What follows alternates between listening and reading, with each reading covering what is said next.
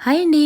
ఇవాళ సింపుల్‌గా చాలా ఈజీగా చేపల పులుసు చేసేసుకుందామా? అది మా అమ్మమ్మ చేసిన చేపల పులుసు అండి. చాలా ఫేమస్, చాలా బావుంటుంది. అండ్ ఈజీగా చేసేసుకుందాం. ఫస్ట్ ముందుగా మిక్సీ జార్‌లో కొద్దిగా ధనియాలు, జీలకర్ర, అలాగే ఉల్లిపాయ, అల్లం వెల్లుల్లిపాయ పేస్ట్ పట్టేసుకొని, తర్వాత పాన్ పెట్టుకొని ఆయిల్ వేసుకొని, దాంట్లో ఆ మసాలాను వేసి చక్కగా మగ్గిన తర్వాత మనం ఫ్రెష్‌గా కడిగి పెట్టుకున్న చేప ముక్కల్ని కూడా వేసేసుకోవాలి. తర్వాత వాటిట్లోనే కొద్దిగా కారం, అలాగే పసుపు, కొంచెం సాల్ట్ వేసుకొని లైట్‌గా వాటర్ కూడా వేసుకోవాలి. కొద్దిగా వేసుకున్న తర్వాత అది కొంచెం ఒక ఉడుకు పట్టిన తర్వాత దాంట్లో మనం చీరుకున్న ఒక 4 పచ్చిమిరపకాయలు అందులో వేసేసుకోవాలి. చేపల పులుసులో పచ్చిమిరపకాయలు చాలా బాగుంటాయండి. తర్వాత అందులో మనం సరిపడా చింతపండు పులుసును కూడా పిండేసుకొని గుజ్జుగా చేసుకొని దాంట్లో పోసుకొని లైట్‌గా కొత్తిమీర వేసేసుకొని తర్వాత ఒక పావు గంట సిమ్‌లో పెట్టి ఉడకించండి. తర్వాత కొద్దిగా కొత్తిమీర వేసుకొని సర్వ్ చేసుకుంటే వేడి వేడి అన్నంలో చాలా బాగుంటుంది. ఒక ముక్కతో పాటు పచ్చిమిర్చి కూడా వేసుకోండి. అస్సలు మిస్ కాకూడదు. సూపర్ టేస్ట్‌గా ఉంటుంది.